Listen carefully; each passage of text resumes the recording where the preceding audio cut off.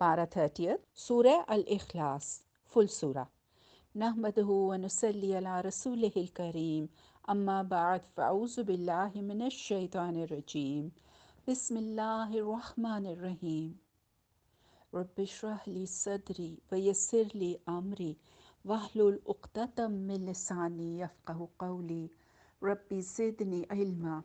अस्सलामु अलैकुम व रहमतुल्लाहि व बरकातुहू। आज हम सूरह अल-इखलास शुरू करेंगे इंशाल्लाह। अल-इखलास इस सूरह का सिर्फ नाम ही नहीं बल्कि इट डील्स एक्सक्लूसिवली विद तौहीद, यानी इसमें खालिस तौहीद बयान की गई है।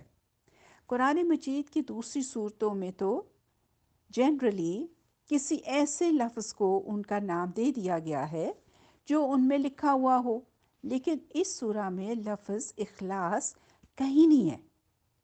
इसको ये नाम इसके मानी की वजह से दिया गया है। जो शख्स भी इसको समझकर इसकी टीचिंग्स पर ईमान ले आएगा वो शिर्क नहीं करेगा इंशाअल्लाह। अच्छा, इस सूरह के मक्की और मदनी होने में डिस्प्यूट है, इख्तिलाफ है,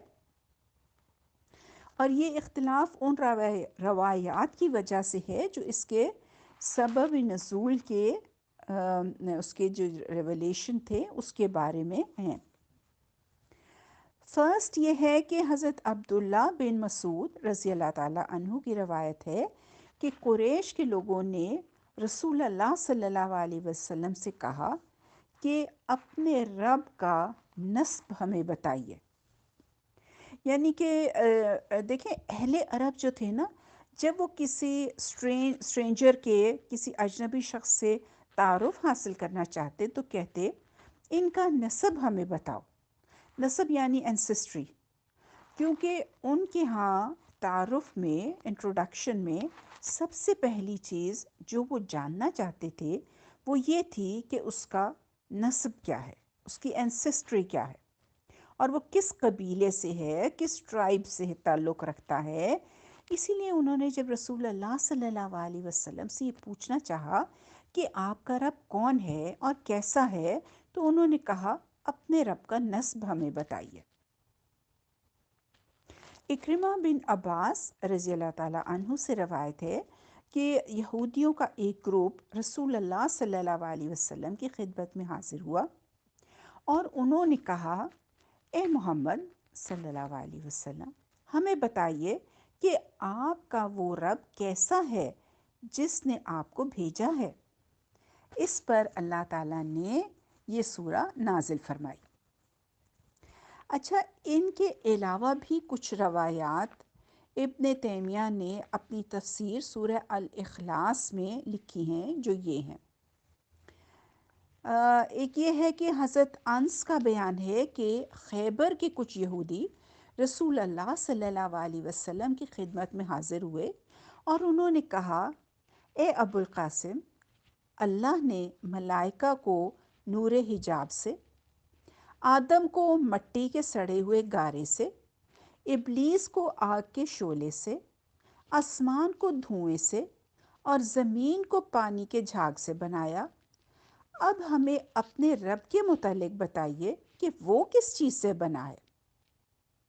रसूल अल्लाह सल्लल्लाहु अलैहि वसल्लम ने इस बात का कोई जवाब ना दिया।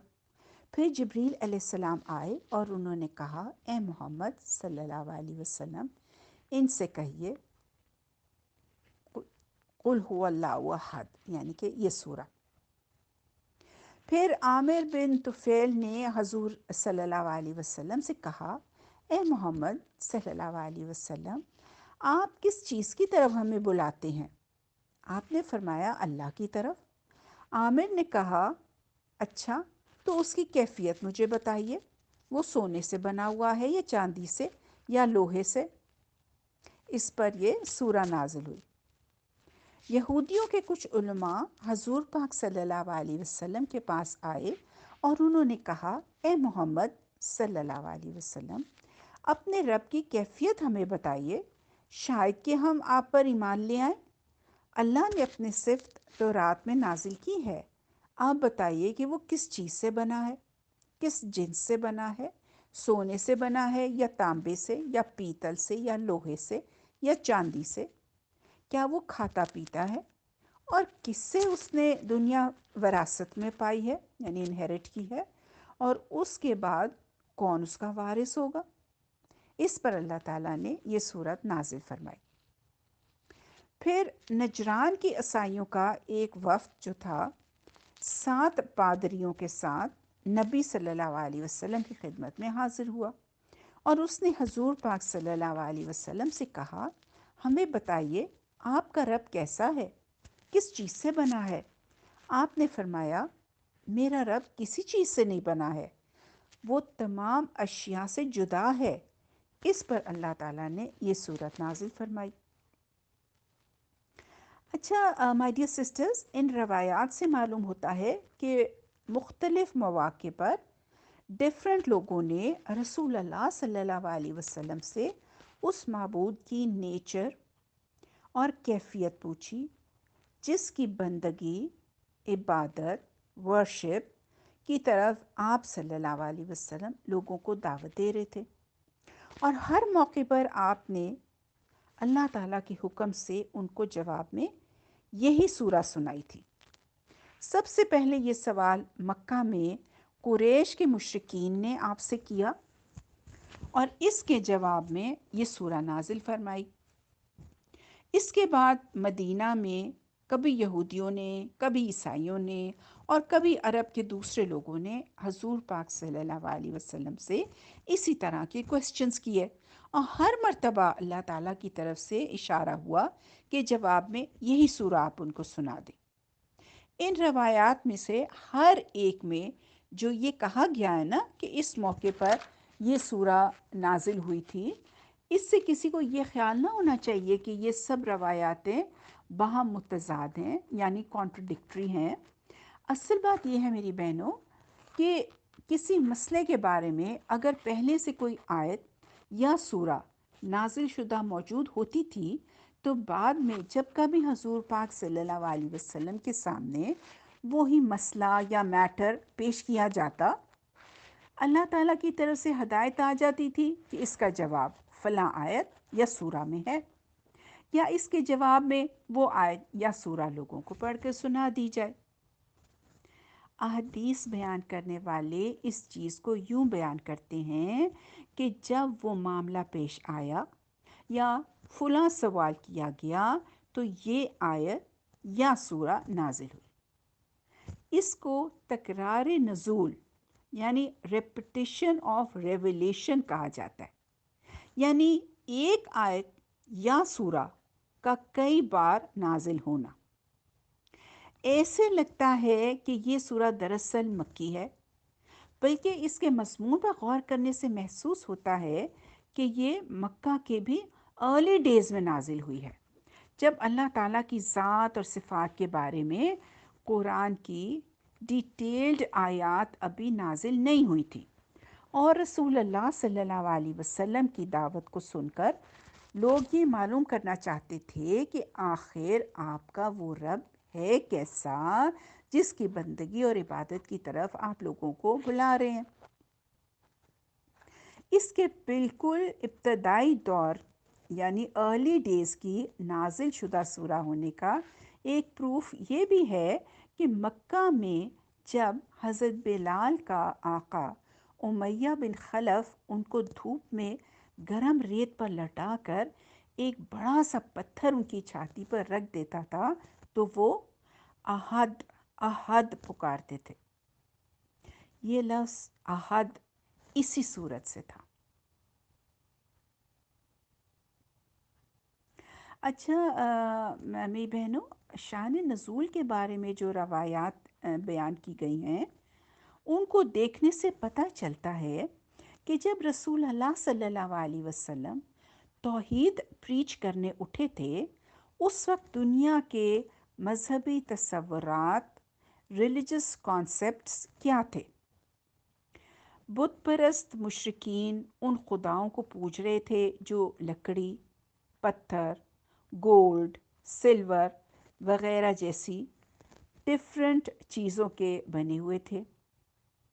شکل، صورت اور جسم رکھتے تھے، یعنی they had form, shape and body.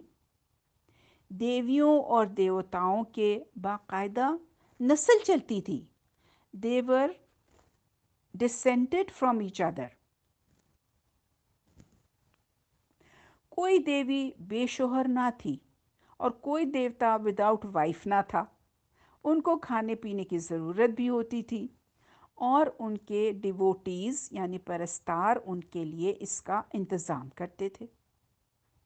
بہت سے مشرکین اس بات کو مانتے تھے کہ خدا انسانی شکل میں آتا ہے اور کچھ لوگ اس کے اوتار ہوتے ہیں۔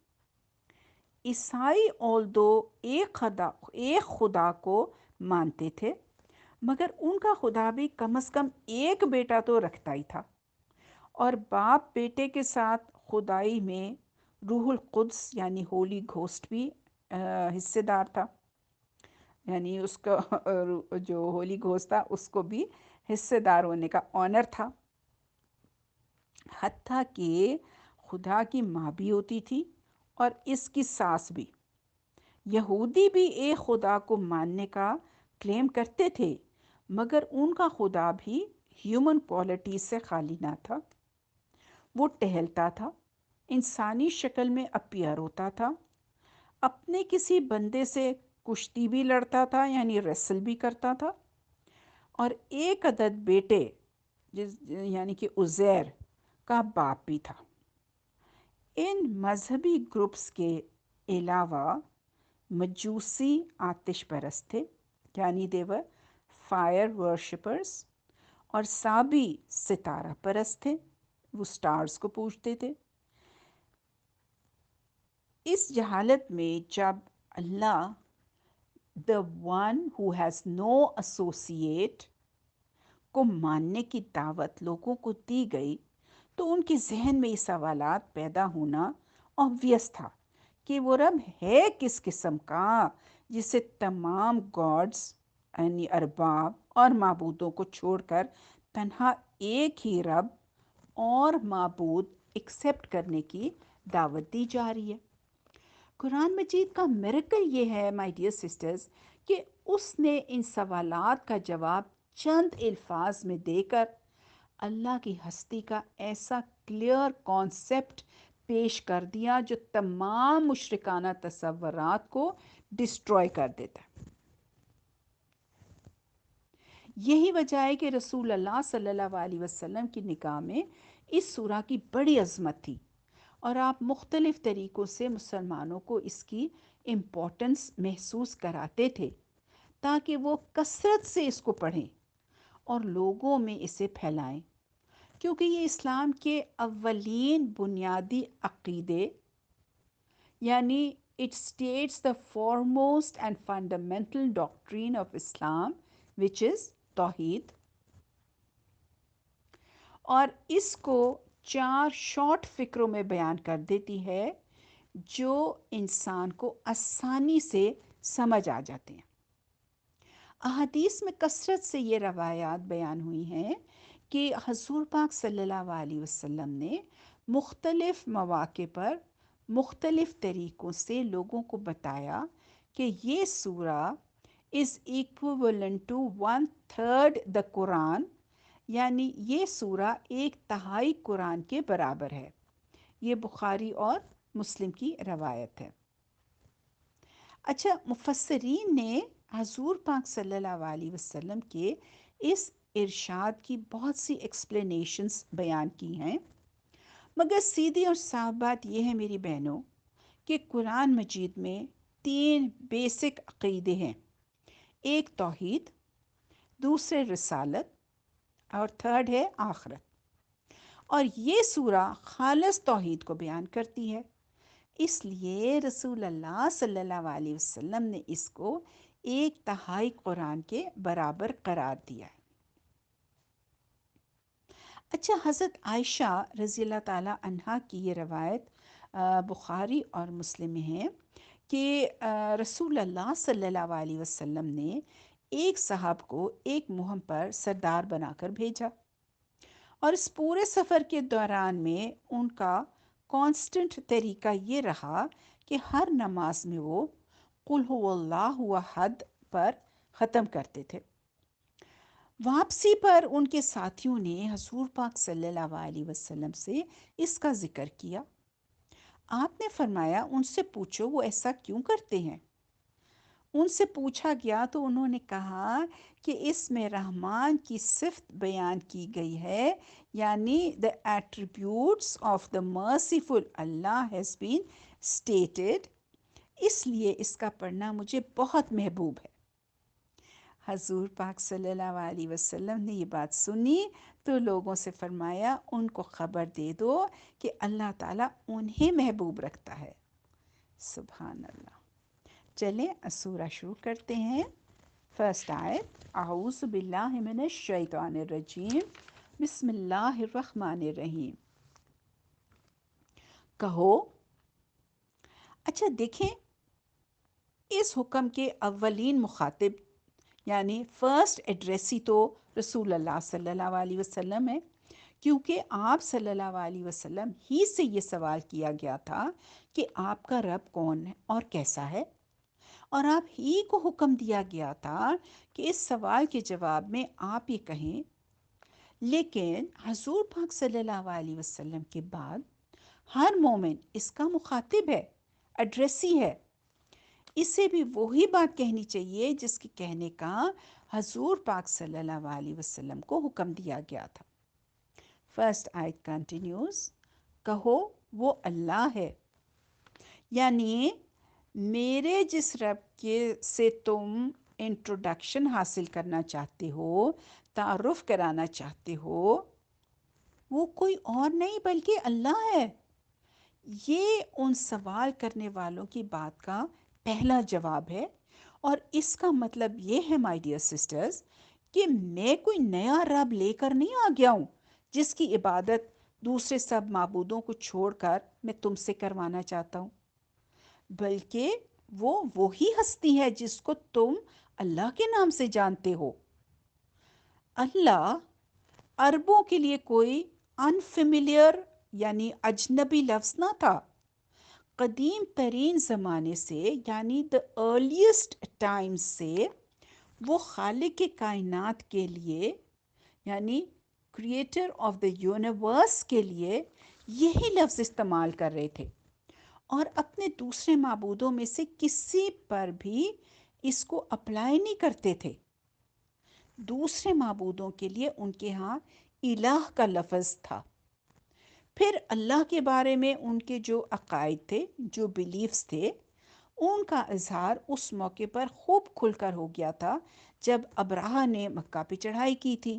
ریممبر اس وقت خانہ کعبہ میں ڈو یو نو 360 بت موجود تھے، مگر مشرکین نے ان سب کو چھوڑ کر صرف اللہ سے دعائیں مانگی تھی کہ وہ اس بلا سے ان کو بچا لے۔ وہ اپنے دلوں میں اچھی طرح جانتے تھے کہ اللہ کے سوا کوئی الہ اس کرٹیکل ٹائم میں، اس نازک وقت میں ان کی مدد نہیں کر سکتا۔ کعبے کو بھی وہ اللہ کی نسبت سے بیت اللہ کہتے تھے۔ قرآن میں جگہ جگہ یہ بتایا گیا ہے کہ اللہ تعالیٰ کے بارے میں مشرکین عرب کا عقیدہ کیا تھا۔ فار ایگزامپل سورہ الزخرف آیت نمبر 87 says، اگر تم ان سے پوچھو کہ انہیں کس نے پیدا کیا ہے تو یہ ضرور کہیں گے کہ اللہ نے۔ دین سورہ عنکبوت آیت 61 to 63 says، اگر تم ان سے پوچھو کہ آسمانوں اور زمین کو کس نے پیدا کیا ہے اور چاند اور سورج کو کس نے مسخر کر رکھا ہے تو یہ ضرور کہیں گے کہ اللہ نے۔ اینڈ دین the آیت says، اور اگر تم ان سے پوچھو کہ کس نے آسمان سے پانی برسایا اور اس کے ذریعے سے مردہ پڑی ہوئی زمین کو جلا اٹھایا تو یہ ضرور کہیں گے کہ اللہ نے۔ Then if we see سورہ مومنون آیت نمبر 84 to 89 it says، ان سے کہو بتاؤ اگر تم جانتے ہو کہ یہ زمین اور اس کی ساری آبادی کس کی ہے؟ یہ ضرور کہیں گے کہ اللہ کی۔ پھر آیت کنٹینیوز، ان سے پوچھو ساتوں آسمانوں اور عرش عظیم کا مالک کون ہے؟ یہ ضرور کہیں گے کہ اللہ۔ پھر آگے آیا، ان سے کہو بتاؤ اگر تم جانتے ہو کہ ہر چیز پر اقتدار کس کا ہے، اور کون ہے جو پناہ دیتا ہے اور اس کے مقابلے میں کوئی پناہ نہیں دے سکتا؟ یہ ضرور جواب دیں گے کہ یہ بات تو اللہ ہی کے لیے ہے۔ دیکھیں میری بہنوں، ان آیات کو نگاہ میں رکھ کر اگر دیکھیں نا، کہ جب لوگوں نے پوچھا کہ وہ تمہارا رب کون ہے اور کیسا ہے جس کی بندگی اور عبادت کی طرف تم ہمیں بلاتے ہو، تو انہیں جواب دیا گیا وہ اللہ ہی ہے۔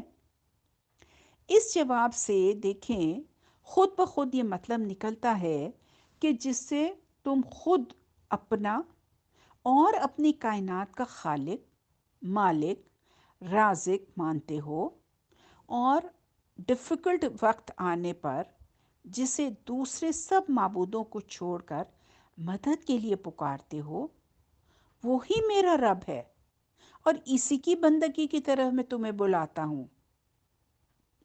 اس جواب میں اللہ تعالیٰ کی تمام صفات کمالیہ، یعنی all the perfect and excellent attributes of اللہ آپ سے آپ آ جاتی ہیں، اس لیے کہ یہ بات سرے سے قابل تصور ہی نہیں ہے کہ کائنات کو پیدا کرنے والا، اس کا نظام اور اس کے معاملات کی تدبیر کرنے والا، اس میں پائی جانے والی تمام مخلوقات کو رزق دینے والا اور مصیبت کے وقت اپنے بندوں کی مدد کرنے والا زندہ نہ ہو، سنتا اور دیکھتا نہ ہو، قادر مطلق یعنی کہ آل پاورفل نہ ہو، علیم اور حکیم نہ ہو، رحیم اور کریم نہ ہو، اور سب پر غالب نہ ہو۔ فرسٹ آیت کنٹینیوز، میں پھر سے پوری آیت پڑھتی ہوں۔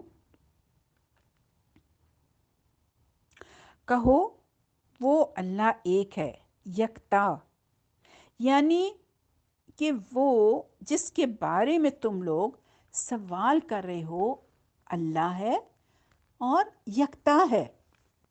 دیکھیں جو سوالات مشرکین اور اہل کتاب نے رسول اللہ صلی اللہ علیہ وسلم سے آپ کے رب کے بارے میں کیے تھے، ان کو نگاہ میں رکھتے ہوئے دیکھیے کہ احد کہہ کر ان کا جواب کس طرح دیا گیا۔ پہلی بات یہ ہے کہ اس کے معنی یہ ہے کہ وہی اکیلا رب ہے، یعنی ہی alone is the sustainer and no one else is his associate in divinity either، یعنی کسی دوسرے کا ربوبیت میں کوئی حصہ نہیں ہے، اور چونکہ الہ یعنی معبود وہی ہو سکتا ہے جو رب، مالک و پروردگار ہو، اس لیے اس میں بھی اس کا کوئی شریک نہیں ہے۔ دوسری بات یہ ہے میری بہنوں کہ اس کے معنی یہ بھی ہے کہ وہی اکیلا کائنات کا خالق ہے، کریشن کے اس کام میں کوئی اور اس کا شریک نہیں ہے، وہی اکیلا مالک ہے، اپنی مخلوقات کو رزق دیتا ہے اور مشکل وقت میں مدد کرنے والا ہے۔ خدائی کے ان کاموں میں جن کو تم خود مانتے ہو کہ یہ اللہ کے کام ہے، کسی دوسرے کا کوئی حصہ نہیں ہے۔ تھرڈلی، اب بیکاز انہوں نے یہ بھی پوچھا تھا کہ وہ کس چیز سے بنا ہے، اس کا نسب کیا ہے یعنی اینسسٹری کیا ہے، وہ کس جنس سے ہے، کس سے اس نے دنیا کی میراث پائی ہے یعنی انہیریٹ کیا ہے، اور اس کے بعد کون اس کا وارث ہوگا، اس لیے ان کے ان سارے کوسچنز کا جواب بھی اللہ تعالیٰ کے لیے صرف ایک لفظ احد بول کر دے دیا گیا ہے۔ اس کے معنی یہ ہے کہ وہی ایک اللہ ہمیشہ سے ہے اور ہمیشہ رہے گا، نہ اس سے پہلے کوئی اللہ تھا اور نہ اس کے بعد کوئی اللہ ہوگا۔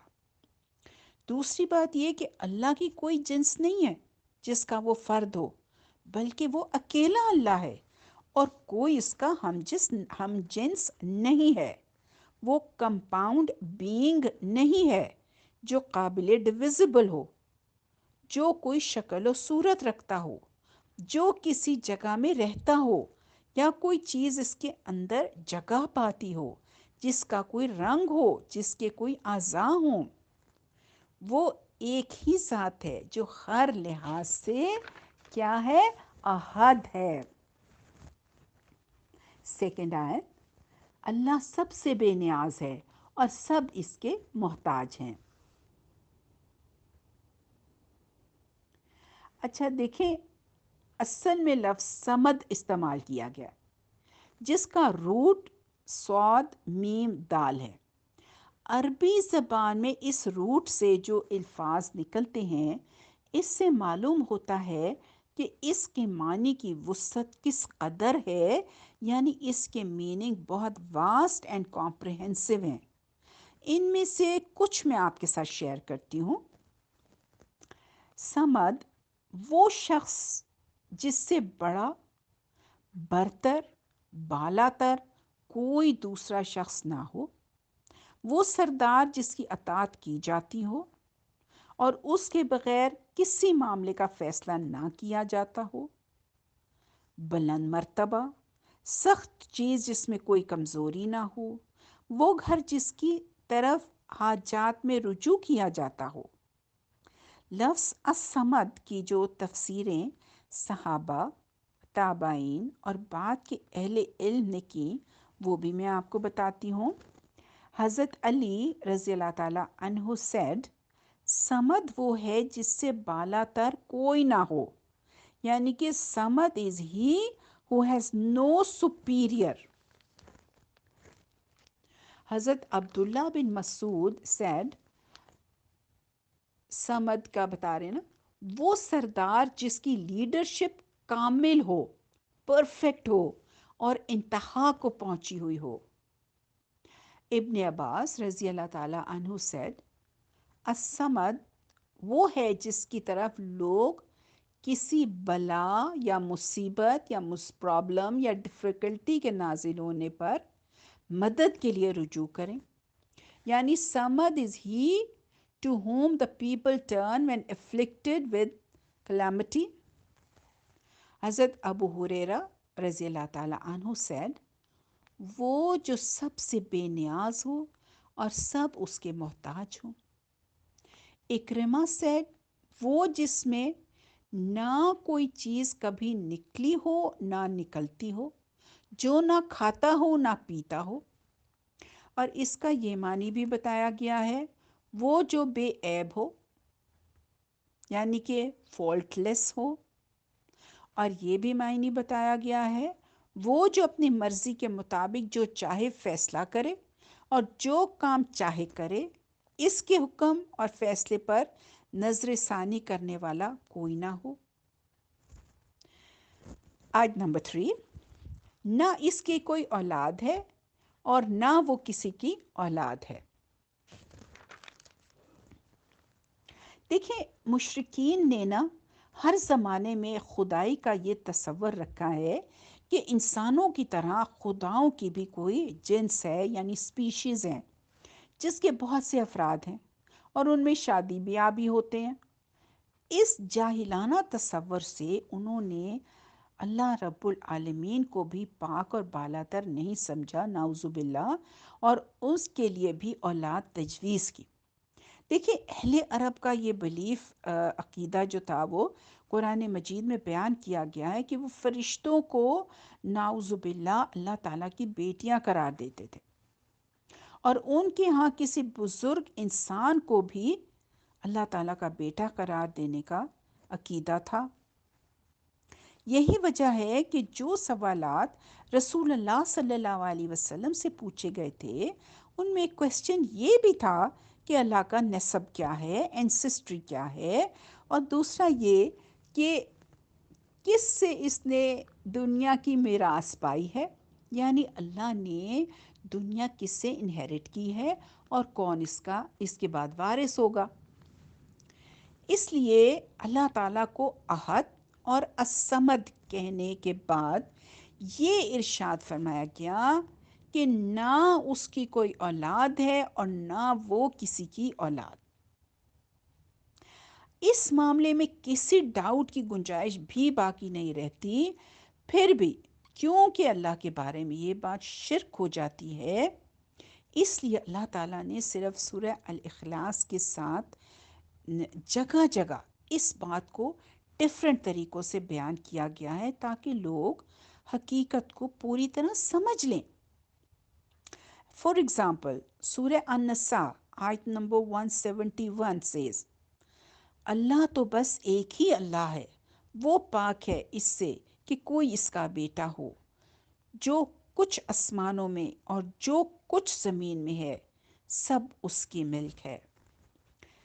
اچھا، اب سورہ الصفات آیات نمبر 151 اینڈ 152 says خوب سن رکھو، یہ لوگ دراصل اپنی من گھڑت سے یہ بات کہتے ہیں کہ اللہ اولاد رکھتا ہے، یہ بالکل جھوٹے ہیں۔ سورہ الصافات میں ہی آیت نمبر 158 says انہوں نے اللہ اور فرشتوں کے درمیان نسب کا رشتہ بنا رکھا ہے، حالانکہ فرشتے خوب جانتے ہیں کہ یہ لوگ مجرم کی حیثیت سے پیش کیے جانے والے ہیں۔ پھر سورہ الانبیاء آیت نمبر 26 says اور ان لوگوں نے کہا کہ خدائے رحمان نے کسی کو بیٹا بنایا ہے، پاک ہے وہ، بلکہ جن کو یہ اس کی اولاد کہتے ہیں وہ تو بندے ہیں جنہیں عزت دی گئی ہے۔ دیکھیں ان آیات میں نا ہر پہلو سے ان لوگوں کے عقیدے کی تردید کر دی گئی ہے۔ اٹ ہیز بین ریفیوٹیڈ جو اللہ کے لیے اولاد تجویز کرتے ہیں، اور اس کے غلط ہونے کے آرگیومنٹس بھی بیان کر دیے گئے ہیں۔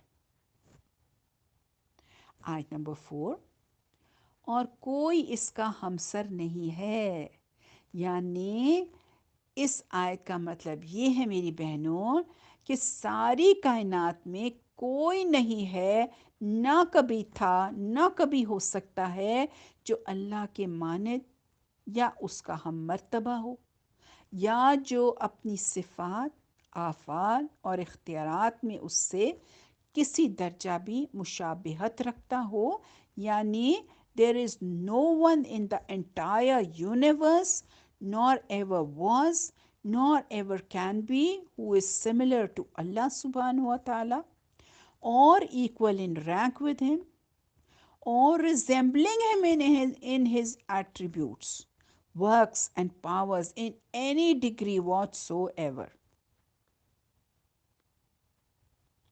اچھا، what lessons do we learn from this surah؟ ہم اس سورہ سے کیا سبق سیکھتے ہیں؟ میری بہنوں، وہی ویری امپورٹنٹ بات، اللہ ایک ہے۔ سب سے بڑا ہمیں سبق یہ ملتا ہے اللہ ایک ہے۔ سیکنڈ یہ ہے کہ اللہ کسی کا محتاج نہیں ہے، he needs no one. Thirdly یہ ہے کہ اللہ کی کوئی اولاد نہیں ہے اور نہ وہ کسی کی اولاد ہے۔ اینڈ فورتھلی اللہ سبحانہ و تعالیٰ کی کوئی برابری نہیں کر سکتا۔ الحمدللہ میں سورہ کمپلیٹ ہوئی۔ سورہ الفلق فل سورہ۔ This surah provides the antidote to superstition and fear by teaching us to seek refuge in Allah subhanahu wa ta'ala from every kind of ill arising from outer nature and from dark and evil plottings and envy on the part of others. یعنی دیکھیں یہ سورہ توہمات اور خوف کا تریاق فراہم کرتی ہے، ہمیں ہر قسم کی بیماری، بری سازشوں سے اللہ کی پناہ مانگنے کا درس دیتی ہے۔ سورہ الفلق اور سورہ ناس ہمیں ہر مخلوق کے شر سے محفوظ رکھنے کے لیے نازل ہوئی ہے۔ دیکھیں although قرآن مجید کی آخری یہ دو صورتیں بجائے خود الگ الگ ہیں، سیپریٹ اینٹیٹیز ہیں اور الگ ناموں ہی سے لکھی ہوئی ہیں، لیکن ان میں گہرا تعلق ہے اور ان کے مضامین ایک دوسرے سے اتنی کلوز ریزمبلنس رکھتے ہیں کہ ان کا ایک مشترک نام، ایک کامن نیم، معوذتین یعنی کہ پناہ مانگنے والی دو صورتیں رکھا گیا ہے۔ امام بہقی نے دلائل نبوت میں لکھا ہے کہ یہ نازل بھی ایک ساتھ ہی ہوئی ہیں، اسی وجہ سے دونوں کا یہ کمبائنڈ نام ہے۔ حضرت حسن بصری کہتے ہیں کہ یہ صورتیں مکی ہیں۔ حضرت عبداللہ بن عباس رضی اللہ تعالیٰ عنہ کہتے ہیں، دوسری روایت یہ ہے ان سے جو مروی ہے کہ یہ مدنی ہے۔ دیکھیں، جیسے میں نے پہلے بتایا کہ کسی سورہ یا آیت کے بارے میں جب یہ کہا جاتا ہے کہ وہ فلاں موقع پر نازل ہوئی تھی، تو اس کا مطلب لازماً یہی نہیں ہوتا کہ وہ پہلی بار اسی موقع پر نازل ہوئی تھی، بلکہ ایٹ ٹائمز ایسا ہوا ہے کہ ایک صورت یا آیت پہلے نازل ہو چکی ہوتی ہے، اور پھر کوئی خاص سچویشن، واقعہ یا صورتحال پیش آنے پر اللہ تعالیٰ کی طرف سے اسی کی طرف دوبارہ، بلکہ کبھی کبھی تو بار بار حضور پاک صلی اللہ علیہ وسلم کو توجہ دلائی جاتی تھی، یعنی کہ his attention was drawn to it by اللہ سبحانہ و تعالیٰ۔ ایسا ہی معاملہ ان دو سوراز کا بھی ہے۔ اسکالرز کہتے ہیں کہ یہ پہلے مکہ میں اس وقت نازل ہوئی ہوں گی جب وہاں حضور پاک صلی اللہ علیہ وسلم کی مخالفت خوب زور پکڑ چکی تھی، یعنی کہ when the opposition to حضور پاک صلی اللہ علیہ وسلم had grown very intense۔ بعد میں جب مدینہ میں منافقین، یہود اور مشرکین کی مخالفت کے طوفان اٹھے تو حضور پاک صلی اللہ علیہ وسلم کو پھر انہی دونوں صورتوں کے پڑھنے کی تلقین کی گئی۔ اچھا میری بہنوں، مکہ میں یہ دو صورتیں جن حالات میں نازل ہوئی تھی وہ یہ تھے کہ اسلام کی دعوت شروع ہوتے ہی ایسا محسوس ہونے لگا تھا کہ رسول اللہ صلی اللہ علیہ وسلم نے گویا ہر ایک کو غصہ دلا دیا۔ جوں جوں آپ کی دعوت پھیلتی گئی، کفار مکہ کی مخالفت بھی شدید ہوتی چلی گئی، یعنی انٹینس ہوتی چلی گئی، جب تک انہیں یہ امید رہی کہ شاید وہ کسی طرح، کسی سودے بازی سے یا کسی ٹیمپٹیشن سے یا بہلا پھسلا کر آپ صلی اللہ علیہ وسلم کو اس کام سے باز رکھ سکیں گے، they would be able to prevent him from preaching۔ اس وقت تک تو پھر بھی غصے کی شدت میں کچھ کمی رہی، لیکن جب حضور پاک صلی اللہ علیہ وسلم نے ان کو اس طرف سے بالکل مایوس کر دیا کہ آپ ان کے ساتھ دین کے معاملے میں کوئی بارگین کر لیں گے، اور سورہ الکافرون میں صاف صاف ان سے کہہ دیا گیا کہ جن کی بندگی تم کرتے ہو ان کی بندگی کرنے والا میں نہیں ہوں، اور جن کی بندگی میں کرتا ہوں اس کی بندگی کرنے والے تم نہیں ہو، اس لیے میرا راستہ الگ ہے اور تمہارا راستہ الگ۔ تو کفار کی دشمنی مائی ڈیئر سسٹرز اپنے پورے عروج پر پہنچ گئی، یعنی کہ ایکسٹریم لیمٹس پہ پہنچ گئی۔ سیکرٹ مشورے کیے جا رہے تھے کہ کسی وقت رات کو چھپ کر آپ صلی اللہ علیہ وسلم کو قتل کر دیا جائے، یا بنی ہاشم کو قتل کا پتہ نہ چل سکے اور وہ بدلہ نہ لے سکیں، اس لیے سارے اکٹھے ہو کے قتل کریں۔ آپ کے خلاف جادو کیے جا رہے تھے تاکہ آپ یا تو وفات پا جائیں، یا سخت بیمار ہو جائیں، یا دیوانے ہو جائیں۔ آپ کے خلاف اور آپ کے لائے ہوئے دین اور قرآن کے خلاف بدگمان کیے جا رہے تھے لوگوں کو، تاکہ وہ آپ صلی اللہ علیہ وسلم سے دور بھاگنے لگیں اور آپ کے بارے میں سسپیشس ہو جائیں۔ بہت سے لوگ آپ صلی اللہ علیہ وسلم سے جیلس بھی تھے، کیونکہ وہ اپنے سوا یا اپنے کلین کے یعنی کہ اپنے قبیلے کے کسی آدمی کے سوا دوسرے کسی انسان کو زیادہ امپورٹنٹ ہوتے نہ دیکھ سکتے تھے۔ دیکھیں فار ایگزامپل میں آپ کو بتاتی ہوں کہ ابو جہل جس ریزن پر رسول اللہ صلی اللہ علیہ وسلم کی مخالفت میں حد سے بڑھتا چلا جا رہا تھا، اس کی وجہ وہ خود ہی بتاتا ہے کہ ہمارا اور رسول اللہ صلی اللہ علیہ وسلم کے خاندان کا باہم مقابلہ تھا، یعنی کہ دیور رائیولز۔ انہوں نے کھانا کھلائے تو ہم نے بھی کھلائے، انہوں نے لوگوں کو سواریاں دیں یعنی کنوینس دیں تو ہم نے بھی دیں، انہوں نے عطیے یعنی ڈونیشنز دیے تو ہم نے بھی دیے، یہاں تک کہ وہ اور ہم جب عزت اور شرف میں یعنی آنر اینڈ نوبلٹی میں برابر کی ٹکر کے ہو گئے، تو اب وہ کہتے ہیں کہ ہم میں سے ایک نبی ہے جس پر آسمان سے وحی اترتی ہے۔ بھلا اس میدان میں ہم کیسے ان کا مقابلہ کر سکتے ہیں؟ خدا کی قسم ہم ہرگز اس کو نہ مانیں گے اور نہ اس کی تصدیق کریں گے۔ یہ مائی ڈیئر سسٹرز ابن ہشام فرسٹ والیوم میں ہے۔ اچھا، ان حالات میں نا رسول اللہ صلی اللہ علیہ وسلم سے فرمایا گیا کہ ان لوگوں سے کہہ دو کہ میں پناہ مانگتا ہوں طلوع صبح کے رب کی، تمام مخلوقات کے شر سے، رات کے اندھیرے اور جادوگروں اور جادوگرنیوں کے شر سے اور حاسدوں کے شر سے، اور ان سے کہو کہ میں پناہ مانگتا ہوں انسانوں کے رب، انسانوں کے بادشاہ اور انسانوں کے معبود کی، ہر اس وسوسہ انداز کے شر سے جو بار بار پلٹ پلٹ کر آتا ہے اور لوگوں کے دلوں میں وسوسے ڈالتا ہے، خواہ وہ شیطان جن میں سے ہو یا شیاطین انسانوں میں سے ہو۔ یہ اسی طرح کی بات ہے جیسی حضرت موسیٰ علیہ السلام نے اس وقت فرمائی تھی جب فرعون نے بھرے دربار میں ان کے قتل کا ارادہ ظاہر کیا تھا۔ سورہ المومن آیت 27 says، میں نے اپنے اور تمہارے رب کی پناہ لے لی ہے ہر اس متکبر کے مقابلے میں جو روز حساب پر ایمان نہیں رکھتا۔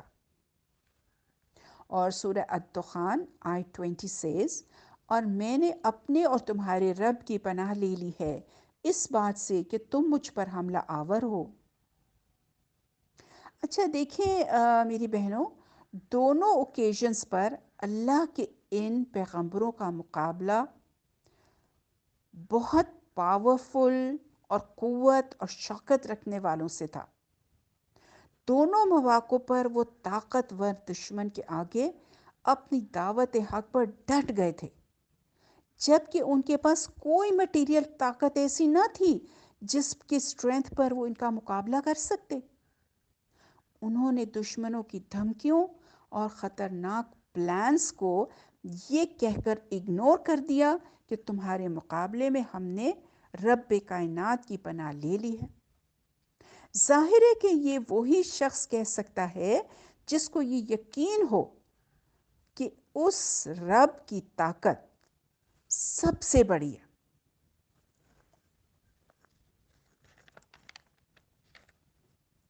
اچھا، روایات ہیں کہ حضور پاک صلی اللہ علیہ وسلم پر جادو کیا گیا تھا اور اس کے اثر سے آپ بیمار ہو گئے تھے، اور اس اثر کو دور کرنے کے لیے جبریل علیہ السلام نے آ کر آپ کو یہ صورتیں پڑھنے کی ہدایت کی تھی۔ اسے حضرت عائشہ رضی اللہ تعالیٰ عنہا، حضرت زید بن ارقم اور حضرت عبداللہ رضی اللہ تعالیٰ عنہ بن عباس سے بخاری اور مسلم سے نقل کیا گیا ہے۔ اس کی ڈیٹیل جو روایات میں آتی ہے میں انہیں کلیکٹیولی ایک واقعے کی صورت میں آپ کو یہاں پہ بتاتی ہوں جیسے اسکالرز نے بیان کیا ہے۔ جیسے صلح حدیبیہ کے بعد جب نبی صلی اللہ علیہ وسلم مدینہ واپس تشریف لائے تو خیبر سے یہودیوں کا ایک ڈیلیگیشن یعنی کہ وفد مدینہ آیا اور ایک مشہور جادوگر لبید بن عاصم سے ملا۔ ان لوگوں نے اس سے کہا کہ محمد صلی اللہ علیہ وسلم نے ہمارے ساتھ جو کچھ کیا ہے وہ تمہیں معلوم ہے۔ ہم نے ان پر بہت جادو کرنے کی کوشش کی مگر کوئی کامیابی نہیں ہوئی۔ اب ہم تمہارے پاس آئے ہیں کیونکہ تم ہم سے بڑے جادو کرو۔ لو، یہ 3 اشرفیاں حاضر ہیں، یعنی کہ یہ گولڈ کی کہتے ہیں اشرفیاں تھیں، انہیں قبول کرو اور محمد صلی اللہ علیہ وسلم پر ایک زور کا جادو کرو۔ اس زمانے میں حضور پاک صلی اللہ علیہ وسلم کے آنا ایک یہودی لڑکا خدمت گار تھا۔ اس سے ڈیل کر کے ان لوگوں نے حضور پاک صلی اللہ علیہ وسلم کی کنگھی کا ایک ٹکڑا حاصل کر لیا جس میں آپ کے منہ مبارک تھے، یعنی آپ کے تھوڑے سے بال بھی تھے۔ انہی بالوں اور کنگھی کے دندانوں پر جادو کیا گیا۔ بعض روایات میں یہ ہے کہ لبید بن عاصم نے خود جادو کیا تھا، اور بعض میں یہ ہے کہ اس کی بہنیں یا اس کی بیٹیاں اس سے زیادہ جادوگرنیاں تھیں، ان سے اس نے جادو کروایا تھا۔ بہرحال ان دونوں صورتوں میں سے جو صورت بھی ہو، اس جادو کو ایک نر کھجور، یعنی کہ جو میل ڈیٹ ٹری ہوتا ہے نا، اس کے خوشے کے غلاف میں رکھ کر لبید نے ایک فلاں کنویں کی تہ میں، یعنی کہ at the bottom of the well میں، ایک پتھر کے نیچے دبا دیا۔ اس جادو کا زیادہ سے زیادہ جو اثر حضور پاک صلی اللہ علیہ وسلم پر ہوا وہ بس یہ تھا کہ آپ ویک ہوتے جا رہے تھے، یعنی کمزور ہو گئے تھے۔ کسی کام کے لیے خیال فرماتے کہ وہ کر لیا ہے مگر نہیں کیا ہوتا تھا۔ اپنی وائفز کے، اپنی ازواج کے بارے میں خیال فرماتے تھے کہ آپ ان کے پاس گئے ہیں مگر نہیں گئے ہوتے تھے۔ اور بعض اوقات آپ کو اپنی نظر پہ بھی شبہ ہوتا تھا، یعنی ڈاؤٹ ہو جاتا تھا کہ کسی چیز کو دیکھا ہے مگر نہیں دیکھا ہوتا تھا۔ یہ تمام تر ایفیکٹس جو تھے، جو اثرات تھے، آپ کی ذات تک کنفائنڈ تھے، محدود تھے آپ کی ذات تک، حتیٰ کہ دوسرے لوگوں کو یہ معلوم تک نہ ہو سکا کہ آپ پر کیا گزر رہی۔ رہی آپ کے نبی ہونے کی حیثیت، تو اس میں آپ کے فرائض کے اندر کوئی چینج نہ ہوا، یا کسی روایت میں یہ نہیں ہے کہ اس زمانے میں آپ صلی اللہ علیہ وسلم قرآن کی کوئی آیت بھول گئے ہوں یا کوئی آیت آپ نے غلط پڑھ لی ہو۔ صرف اپنی ذاتی زندگی میں، اپنی پرسنل لائف میں آپ اسے فیل کر کے پریشان ہوتے رہے۔ پھر ایک دن آپ صلی اللہ علیہ وسلم حضرت عائشہ رضی اللہ تعالیٰ عنہا کے ہاں تھے۔ آپ نے بار بار اللہ تعالیٰ سے دعا مانگی۔ اسی حالت میں نیند آ گئی یا غنود کی طاری ہو گئی، اور پھر اٹھ کر آپ نے حضرت عائشہ رضی اللہ تعالیٰ عنہا سے کہا کہ میں نے جو بات اپنے رب سے پوچھی تھی وہ اس نے مجھے بتا دی ہے۔ حضرت عائشہ نے عرض کیا، وہ کیا بات ہے؟ آپ نے فرمایا، 2 آدمی یعنی فرشتے آدمیوں کی صورت میں میرے پاس آئے ہیں، ایک سرہانے کی طرف تھا اور دوسرا پاؤں کی طرف۔ ایک نے پوچھا انہیں کیا ہوا ہے، دوسرے نے جواب دیا ان پر جادو ہوا ہے۔ اس نے پوچھا کس نے کیا ہے؟ جواب دیا لبید بن عاصم نے۔ پوچھا کس چیز میں کیا ہے؟ جواب دیا کنگھی اور بالوں میں۔ پوچھا وہ کہاں ہے؟ جواب دیا کنویں کی تہ پتھر کے نیچے، یعنی کہ at the bottom of the well, پتھر کے نیچے ہے۔ پوچھا اب اس کے لیے کیا کیا جائے؟ جواب دیا گیا کہ کنویں کا پانی خالی کیا جائے اور پھر پتھر کے نیچے سے اس کو نکالا جائے۔ اس کے بعد حضور پاک صلی اللہ علیہ وسلم نے حضرت علی اور حضرت عمار بن یاسر اور حضرت زبیر رضی اللہ تعالیٰ عنہ کو بھیجا۔ بعد میں حضور پاک صلی اللہ علیہ وسلم خود بھی چند صحابہ کے ساتھ وہاں پہنچ گئے۔ پانی نکالا گیا اور وہ غلاف برآمد کر لیا گیا۔ اس میں کنگھی اور بالوں کے ساتھ ایک دھاگا سمجھ لیں، اس کے اندر 11 گرہیں یعنی 11 ناٹس پڑی ہوئی تھی، اور موم کا ایک پتلا تھا جس میں سوئیاں چبھی ہوئی تھی، یعنی it was a sort of wax doll with needles pricked into it. جبریل علیہ السلام نے آ کر بتایا کہ آپ یہ 2 صورتیں پڑھیں، تو آپ ایک ایک آیت پڑھتے جاتے اور اس کے ساتھ ایک ایک گرہ کھولی جاتی اور پتلے میں سے ایک سوئی نکالی جاتی رہی، یعنی as he repeated verse after verse, a knot was loosened and a needle taken out every time till on finishing the last words all the knots were loosened and all the needles removed as if and he was entirely freed from the jadoo. یہ جو تھا نا طریقہ ہوا خاتمہ تک، یعنی کہ پہنچتے ہی ساری گرہیں کھل گئیں، ساری سوئیاں نکل گئیں اور آپ جادو کے اثر سے نکل کر بالکل ایسے ہو گئے جیسے کوئی شخص بندھا ہوا تھا پھر کھل گیا۔ اس کے بعد آپ صلی اللہ علیہ وسلم نے لبید کو بلا کر پوچھا، اس نے اپنے قصور کا اعتراف کر لیا، کنفیس کر لیا، اور آپ نے اس کو چھوڑ دیا، کیونکہ آپ صلی اللہ علیہ وسلم اپنے لیے کبھی کسی سے بدلہ نہیں لیا کرتے تھے۔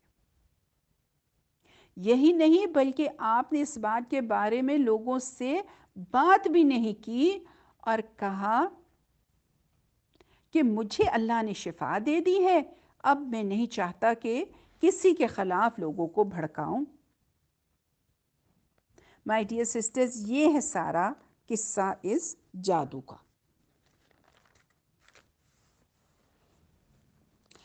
آخر میں جو چیز ان 2 سورز کے بارے میں قابل توجہ ہے، نوٹ وردی ہے، وہ قرآن کا سٹارٹ، شروع اور اینڈ ہے۔ دیکھیں شروع میں اللہ رب العالمین رحمان الرحیم مالک یوم الدین کی حمد و ثنا کر کے بندہ عرض کرتا ہے کہ آپ ہی کی میں بندگی کرتا ہوں اور آپ ہی سے مدد چاہتا ہوں، اور سب سے بڑی مدد جو مجھے چاہیے وہ یہ ہے کہ مجھے سیدھا راستہ بتائیے۔ جواب میں اللہ تعالیٰ کی طرف سے سیدھا راستہ دکھانے کے لیے اسے پورا قرآن دے دیا گیا، اور اس کو ختم اس بات پر کیا جاتا ہے کہ بندہ اللہ تعالیٰ سے عرض کرتا ہے کہ میں ہر مخلوق کے فتنے اور شر سے محفوظ رہنے کے لیے آپ ہی کی پناہ لیتا ہوں، اور خصوصیت کے ساتھ شیاطین جن اور انسان کے وسوسوں سے آپ کی پناہ مانگتا ہوں، کیونکہ راہ راست کی پیروی میں وہی سب سے زیادہ معنی ہوتے ہیں نا۔ یعنی مین پریز ٹو اللہ سبحانہ و تعالیٰ saying, I seek refuge only with you for protection from every evil and mischief of every nature, and in particular from the evil whisperings of devils, be it from among men or jinn, for they are the greatest obstacle in following صراط مستقیم۔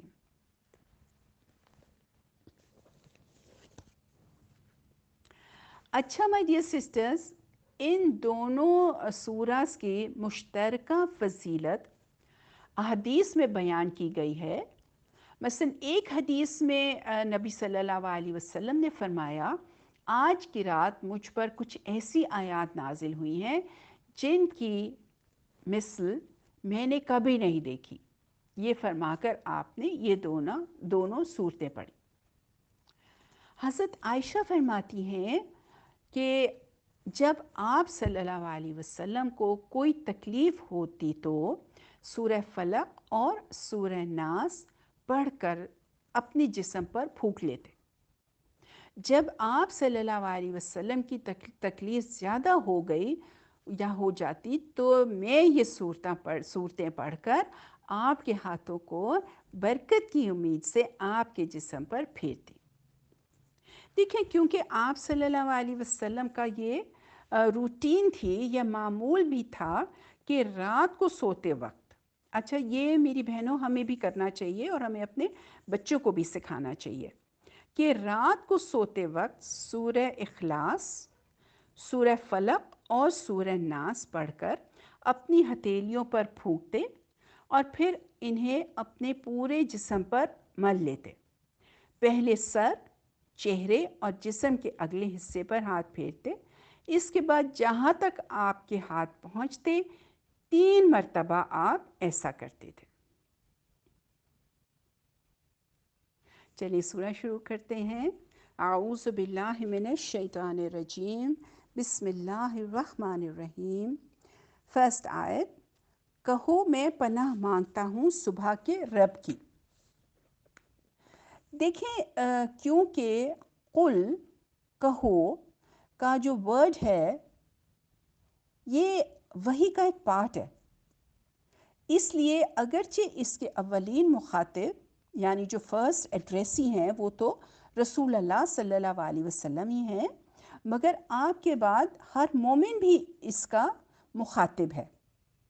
اور دیکھیں، پناہ مانگنے سے مراد کسی چیز سے فیئر، خوف جو یا اور کوئی اس طرح کی چیز فیل کر کے اپنے آپ کو اس سے بچانے کے لیے کسی دوسرے کی حفاظت میں جانا یا کسی کی شیلٹر لینا یا اسے لپٹ جانا یا اس کے سائے میں چلے جانا فار سیفٹی۔ دیکھیں، پناہ مانگنے والا وہی شخص ہوتا ہے جو محسوس کرتا ہے کہ جس چیز سے وہ ڈر رہا ہے اس کا مقابلہ وہ خود نہیں کر سکے گا۔ پھر جس کی پناہ مانگی جاتی ہے وہ لازماً کوئی ایسا ہی شخص یا وجود ہوتا ہے جس کے متعلق پناہ لینے والا یہ سمجھتا ہے کہ اس خوفناک چیز سے وہی اس کو بچا سکتا ہے۔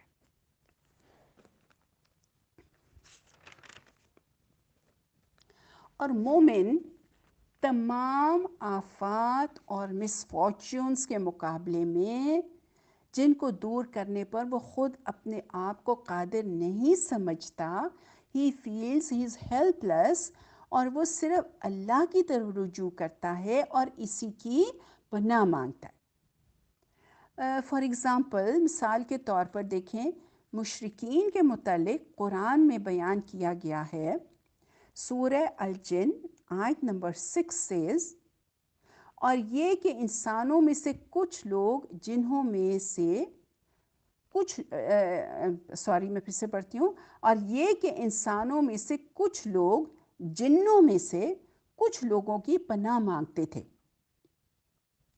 حضرت عبداللہ بن عباس رضی اللہ تعالیٰ عنہ فرماتے ہیں کہ جو مشرکین مکہ تھے نا، مشرکین عرب کو جب رات کسی سنسان وادی میں گزارنی پڑتی تو وہ پکار کر کہتے، ہم اس وادی کے رب کی، یعنی کہ اس جن کی جو اس وادی پر حکمران ہے یا اس وادی کا مالک ہے، پناہ مانگتے ہیں۔ آن دی ادر ہینڈ، خدا پرستوں کا رویہ قرآن میں یہ بتایا گیا ہے کہ جس چیز کا بھی وہ خوف محسوس کرتے ہیں، خواہ وہ مادی ہو، مٹیریل چیز ہو، یا اخلاقی یا اسپریچول چیز ہو، روحانی چیز فیل کرتے ہوں، اس کے شر سے بچنے کے لیے وہ اللہ کی پناہ مانگتے ہیں۔ دیکھیں، حضرت مریم کے پاس جب اچانک تنہائی میں اللہ کا ایک فرشتہ مرد کی شکل میں ان کے سامنے آیا، جب کہ وہ نہ جانتی تھی کہ یہ فرشتہ ہے، تو انہوں نے کیا کہا تھا؟ انہوں نے کہا، سورہ مریم آیت 18 سیز، اگر تو اللہ سے ڈرنے والا آدمی ہے تو میں تجھ سے خدائے رحمان کی پناہ مانگتی ہوں۔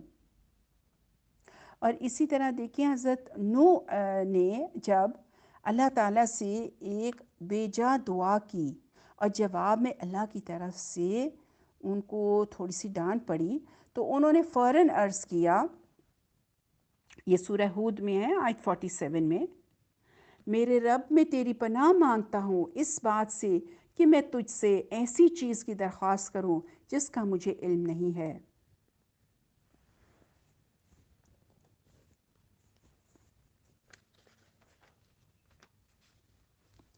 اچھا، فلق کے معنی کسی چیز کو پھاڑنے کے ہیں۔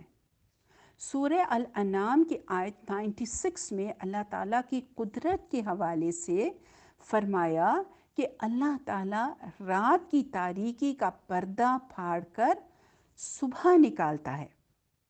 البتہ اسی سورت کی آیت 95 میں یہ لفظ دانوں اور گٹھلیوں وغیرہ کے پھاڑنے کے میننگ میں بھی استعمال ہوا ہے۔ یعنی اللہ تعالیٰ اپنی قدرت سے زمین کے اندر دانوں یا گٹھلیوں کو پھاڑتا ہے تو پودوں یا درختوں کی پتیاں اور جڑیں نکلتی ہیں، یعنی کہ اللہ تعالیٰ جی splits them for sprouting۔ تو فلق سے مراد یہاں صرف صبح ہی نہیں بلکہ ہر وہ چیز ہے مائی ڈیئر سسٹرز جسے اللہ تعالیٰ نے عدم کا پردہ چاک کر کے وجود بخشا ہے، یعنی کہ he created every thing from عدم، جیسے کہ اگلی آیت میں کلیئر کر دیا گیا۔ سیکنڈ آیت سیز، میں پناہ میں آتا ہوں اس کی تمام مخلوقات کے شر سے۔ یعنی کہ دیکھیں، شر مستقل طور پر علیحدہ وجود رکھنے والی کوئی چیز نہیں، بلکہ یہ اللہ تعالیٰ کی مختلف کریشن، مختلف مخلوقات کے اندر ہی کا ایک پارٹ ہے۔ اس نقطے کو یوں سمجھیے کہ اللہ تعالیٰ کی ذات ہر قسم کے نقص یا عیب سے پاک ہے، رائٹ؟ لیکن اس کی مخلوق اپنے خالق کی طرح کامل نہیں ہو سکتی۔ ہر مخلوق، ہر کریشن کے اندر کمی یا فالٹ کا کوئی نہ کوئی پہلو یا عنصر پوٹینشلی موجود ہے۔ جیسے خود انسان کی کمزوریوں کا ذکر قرآن مجید میں آیا ہے۔ سورہ النساء میں فرمایا گیا آیت 28 کہ انسان بنیادی طور پر کمزور پیدا کیا گیا ہے۔ سورہ بنی اسرائیل میں آیت نمبر 11 سیز، آیت نمبر 11 میں انسان کی جلد بازی کا ذکر ہوا ہے۔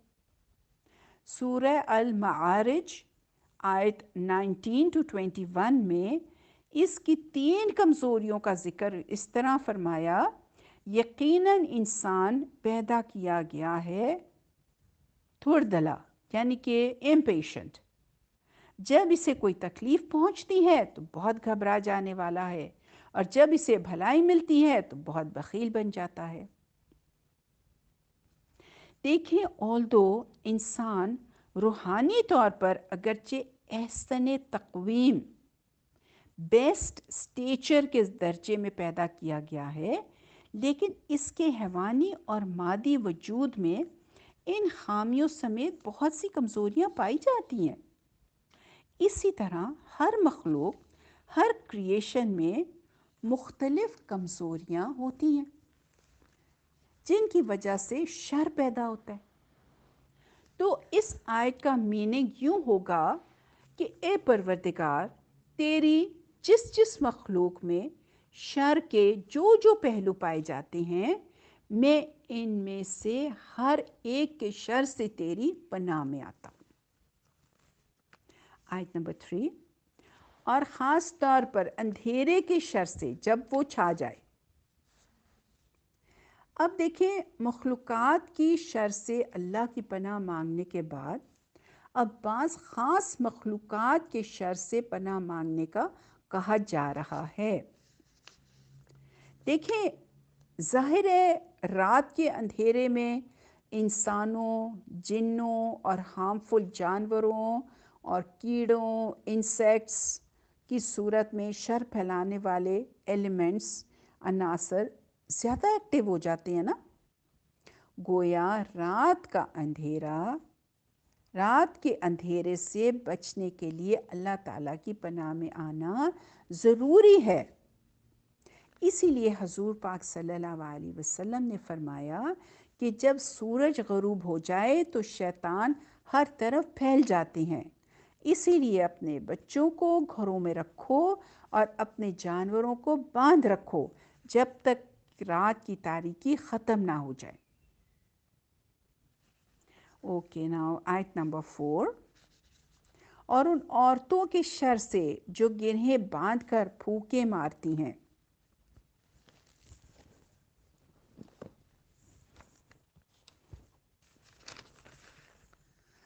اچھا دیکھیں، آیت کا مطلب یہ ہے کہ میں طلوع فجر کے رب کی پناہ مانگتا ہوں جادوگروں یا جادوگرنیوں کے شر سے. اس میننگ کی سپورٹ وہ روایات بھی کرتی ہیں میری بہنوں جن میں بتایا گیا ہے کہ رسول اللہ صلی اللہ علیہ وسلم پر جب جادو ہوا تھا تو جبریل علیہ السلام نے آ کر حضور کو جو پڑھنے کی ہدایت کی تھی، اس میں یہی ایک فقرہ ہے جو ڈائریکٹلی جادو سے تعلق رکھتا ہے. اور جادو کے متعلق یہ جان لینا چاہیے، یہ it is very important to know کہ اس میں دوسرے شخص پر برا اثر ڈالنے کے لیے شیاطین یا ایول اسپرٹس یا ستاروں سے مدد لی جاتی ہے. اس لیے قرآن میں اسے کفر کہا گیا ہے اور نبی صلی اللہ علیہ وسلم نے اسے 7 ایسے کبیرہ گناہوں میں کاؤنٹ کیا ہے جو انسانوں کی آخرت کو برباد کر دینے والے ہیں. بخاری اور مسلم میں حضرت ابو ہریرہ رضی اللہ تعالیٰ عنہ کی روایت ہے کہ حضور پاک صلی اللہ علیہ وسلم نے فرمایا 7 ڈیڈلی سن سے پرہیز کرو. لوگوں نے پوچھا وہ کیا ہے یا رسول اللہ؟ فرمایا اللہ کے ساتھ کسی کو شریک کرنا، جادو، کسی ایسی جان کو ناحق قتل کرنا جسے اللہ نے حرام کیا، سود کھانا، یتیم کا مال کھانا، جہاد میں دشمن کے مقابلے سے پیٹ پھیر کر بھاگ نکلنا اور بھولی بھالی پاک مومن عورتوں پر زنا کی تہمت لگانا. آیت نمبر 5. اور حسد کرنے والے کے شر سے جب وہ حسد کرنے لگے. دیکھیں، حسد کا مطلب یہ ہے کہ کسی شخص کو اللہ نے جو نعمت یا گڈ فارچون عطا کیا ہے اس پر کوئی دوسرا شخص جلے، اسے برا لگے اور وہ یہ چاہے کہ وہ اس سے ختم ہو جائے، اس سے چھن جائے اور حاسد کو مل جائے، یا کم از کم یہ کہ اس سے تو ضرور چھن جائے. یعنی the envier is the one who wishes to see the removal of the blessings he sees in the other person and does his utmost to have them removed. دیکھیں، man is therefore in need of seeking refuge with Allah subhanahu wa ta'ala from his evil، حاسد کے evil سے. البتہ حسد کی تعریف میں یہ بات نہیں آتی کہ کوئی شخص یہ چاہے کہ جو فضل دوسرے کو ملا ہے وہ مجھے بھی مل جائے.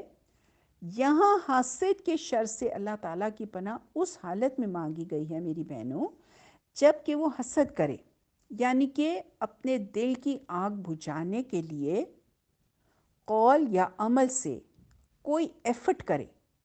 کیونکہ دیکھیں، جب تک وہ کوئی پریکٹیکل سٹیپس نہیں کرتا اس وقت تک اس کا جلنا، جیلس ہونا برا صحیح، مگر ایسا شر نہیں بنتا کہ اس سے پناہ مانگی جائے. پھر جب ایسا شر کسی حاسد یعنی کسی جیلس پرسن سے ظاہر ہو تو اس سے بچنے کے لیے اللہ کی پناہ مانگی جائے. اس کے ساتھ حاسد کے شر سے امان پانے کے لیے انسان اللہ پر بھروسہ کرے اور یقین کرے کہ جب تک اللہ نہ چاہے کوئی اس کا کچھ نہیں بگاڑ سکتا. یعنی ایک بندہ مومن کو اپنے دل میں پختہ یقین رکھنا چاہیے کہ ان میں سے کوئی چیز بھی اللہ تعالیٰ کی اذن کے بغیر، اللہ تعالیٰ کی اجازت کے بغیر اسے کسی قسم کا کوئی نقصان نہیں پہنچا سکتی. دیکھیں جیسے کہ سورہ البقرہ کی آیت 102 میں کلیئر کر دیا گیا ہے. دیکھیں ایک بندہ مومن کو یہ بھی یقین رکھنا چاہیے کہ جو تکلیف بھی آئے گی وہ اللہ تعالیٰ کی اذن ہی سے آئے گی اور اللہ کی اذن ہی سے دور ہوگی. جہاں تک ایسی چیزوں سے سیف گارڈ یا حفاظتی تدابیر اپنانے یا اپنے کسی شیطانی حملے کے توڑ کرنے کا تعلق ہے تو ان دو صورتوں کے ہوتے ہوئے کسی اور عمل، تعویذ یا تدبیر کی ضرورت نہیں ہے. ظاہر ہے یہ صورتیں اسی مقصد کے لیے اللہ تعالیٰ نے حضور پاک صلی اللہ علیہ وسلم کو سکھائی تھیں، اور اس لحاظ سے یہ حضور پاک صلی اللہ علیہ وسلم کے تھرو امت کے لیے ایک انویلیوبل گفٹ ہیں. الحمدللہ ہماری سورہ کمپلیٹ ہوئی. ربنا تقبل منا انک انت السمیع العلیم وتب علینا انک انت التواب الرحیم. سبحانک اللہم وبحمدک نشہد ان لا الہ الا انت نستغفرک ونتوب الیک. السلام علیکم ورحمۃ اللہ وبرکاتہ.